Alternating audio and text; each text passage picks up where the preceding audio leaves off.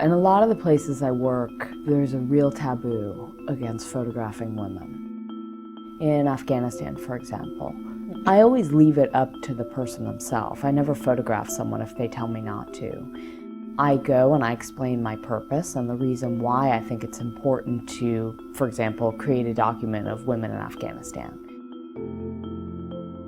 I think it's very important to do it properly because, first of all, these are cultures where if a woman is photographed and she does not have permission from her family, they can kill her.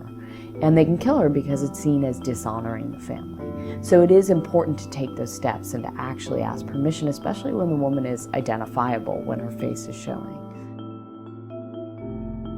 We tend to have a real misconception about what Muslim women's lives are like, especially in places where there's war or where we think there's an oppressive regime. Often at the end of the day, what I find as a woman who has access to these women, they're just like us. They do go to school, they do have the same hopes and dreams for their children. I try not to go in there with my prejudices of how women need to live because that's not my culture.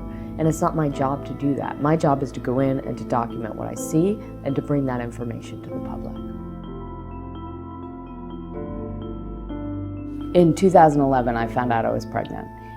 And I made a decision to continue working until I physically didn't feel like I could anymore. With that, I went to Afghanistan, I was in Somalia, Kenya, Saudi Arabia, Gaza. And I've taken a lot of criticism, especially since the excerpt was published in the New York Times Magazine. What's incredible to me is that it's mostly women who are criticizing me.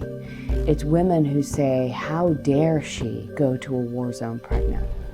Now, my question to those women is, don't you realize that there are women who are pregnant every single day, who live in those war zones, who are born into war, who get pregnant, who give birth, and who raise children in those war zones? Why are you not incensed about the conditions they're living in? And if it makes you so outraged, get up and do something with your life. Get up and go to those places and help.